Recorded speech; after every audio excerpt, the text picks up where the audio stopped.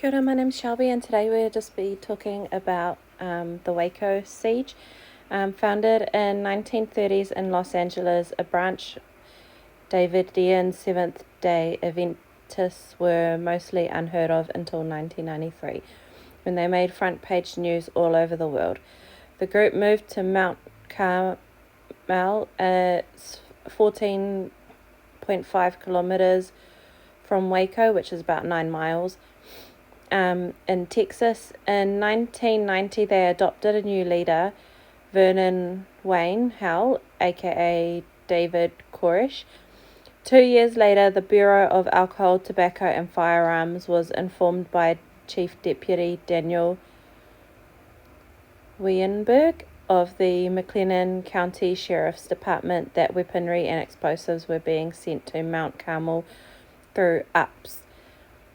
Or UPS. So it's like, I think that's the delivery company.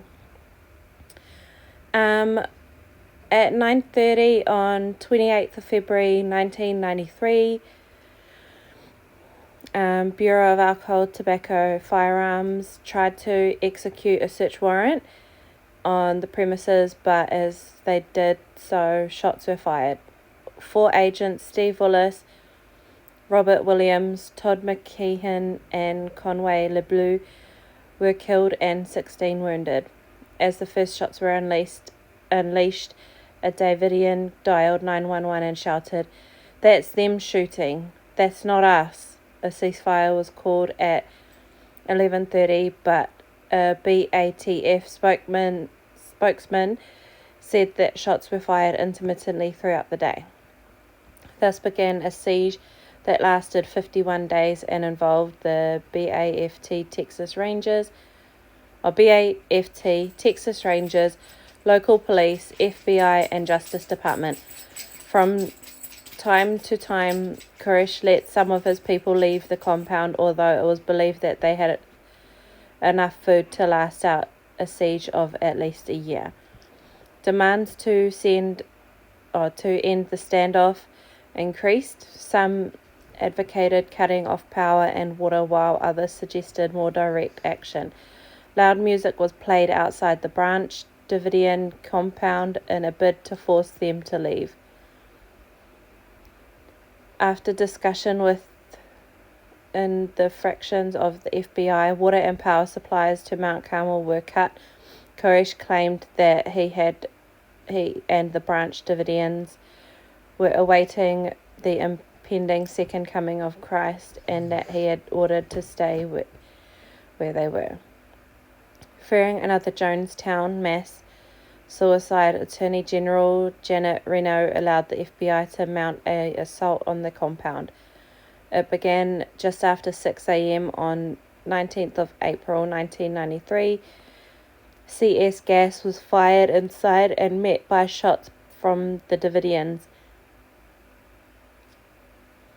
After 6 hours and much CS gas, none of the Davidians had left. On 12:07 p.m., flames were seen in the front of the building, and then the fire spread quickly, engulfing the compound. All but 9 inside burnt alive. David Koresh was pronounced dead at 3:45 p.m.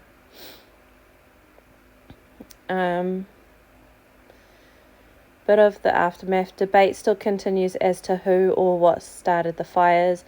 10 survivors of the fire were indicted by federal grand jury. 8 Davidians were convicted on firearms charges. On 12th of May 1993, Texas authorities bulldozed the site.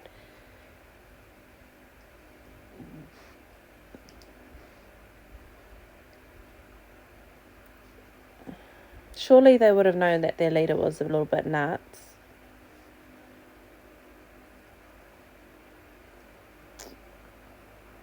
Why didn't they get out beforehand?